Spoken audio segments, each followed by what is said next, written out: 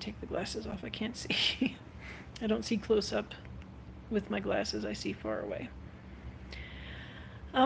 So I'm just gonna let you in on my day yesterday. And really, it started Sunday night. I have bad news. I have lost my Lucy.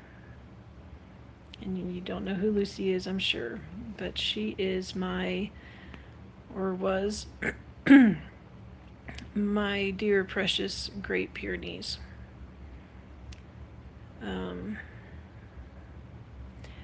She was 13 and a half years old, so quite old for a Pyrenees. Usually those dogs don't live, their life expectancy is about 12 years. I've heard of them living as long as 16, but I think 11, 12, 13 is about the expected number. So the day started really, okay, so Sunday night, she's up pacing around. And she'd been kind of doing this pacing stuff lately, and it was kind of driving me nuts. And I feel a little bad because she didn't do it when I lived at my house. When I moved into this temporary place is when she really started doing it. So I wonder if that triggered something in her. I don't know. But so she's been doing this pacing around stuff, and to be quite honest, it kind of was driving me nuts. So that night I tried to get her to lay down, and she laid down for, about just a few minutes. She was up pacing again. I was like, well, maybe I just let her in from outside. It's like, well, maybe you got to go out again. So I put her out again, and she came in, and I started thinking, because of how soon it was between her last potty break, I started thinking maybe I was too hard on her. Sorry for the shaking. Maybe I shouldn't have been so hard on her. So I brought her in, and when I opened the door to let her in, she was standing at the door with her head hung down. And so I didn't think too much of it because the weather wasn't real great. So I didn't think too much of it. So I brought her in, and she went walking to the bedroom kind of aimlessly. Like she wasn't really necessarily going any place in particular. And she stopped in the middle of the bedroom and just stood there with her head hung down. And I was like, ooh, what's going on here? Because that's not quite normal. So I went over to her. I was like, tried talking to her, baby talking to her. Hey, what's going on? Are you okay? What's wrong? And usually just talking to her would at least get her to put her head up. But she didn't. And so I went to go pick her head up, and she kind of resisted me. I was like, okay, something's not right here. Something's really not right. And then, she went back to her pacing, and didn't want to lay down. I was like, man, what's going on? Can't really remember what happened after that. I think she did lay down from time to time, but you could tell that she wasn't settled. And I realized pretty quickly that something was happening, and it wasn't good. So as the night, and I got the impression, I was like, I'm not going to sleep tonight. I can see that right now. And my daughter was already in bed. So I wasn't going to wake her up and to take her to an all-night vet where I thought it was probably going to not turn out well. It's like, I don't want my 5-year-old daughter watching, the doctors putting our dog to sleep. So I was like, well, I'm going to sit this night out and see what happens, knowing that I probably wouldn't get much sleep, and I didn't. At one point, after all the pacing, she was back in the bathroom. She laid down in the bathroom. I was like, okay. So I laid down next to her because I kind of decided, I might have to sleep next to this dog tonight.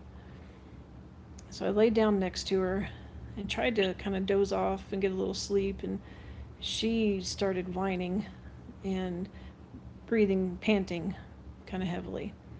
And I was like, oh, okay, so it's whatever's going on, it's getting worse. I was like, oh, I don't know if she's going to make it to the morning time. Um, at one point, I kind of realized, maybe laying down is hurting her. And so I tried to get her up, and, she's got kind of weaker back hips like Great Pyrenees and big dogs do. So I knew I had to help her with her hips. But normally, if I took care of her hips, then she could take care of the front. But not this time. I had a real hard time getting her stood up, and once I got her stood up, I had an even harder time getting her to stay standing up. That sucked. At one point, I finally did get her up. This was, I think, hours later. And she walked around, paced around, paced around.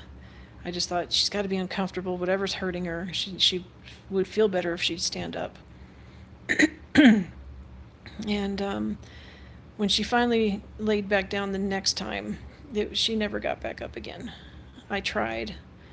And that second time, I couldn't get her in a standing position. And I was just like, well, I gotta make some phone calls in the morning.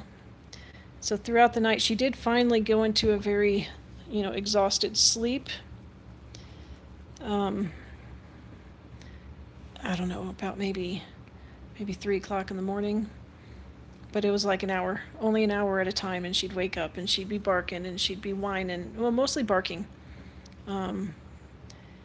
And so I'd go out there and anyway, about once an hour, I'd have to get up and go out there.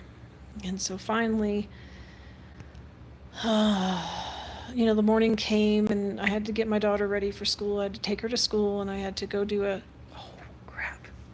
I just realized I didn't do something tonight that I was supposed to have done. Dadgummit.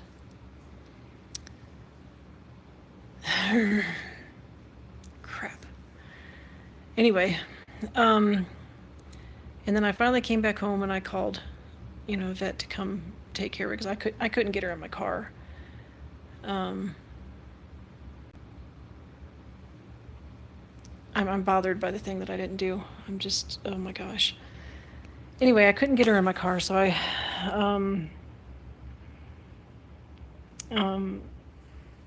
called someone to come take care of her. So yesterday morning, I lost my girl. I'm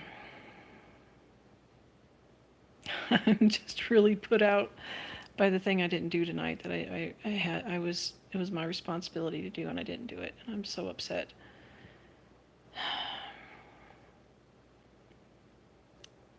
Anyway, it just totally derailed this live video.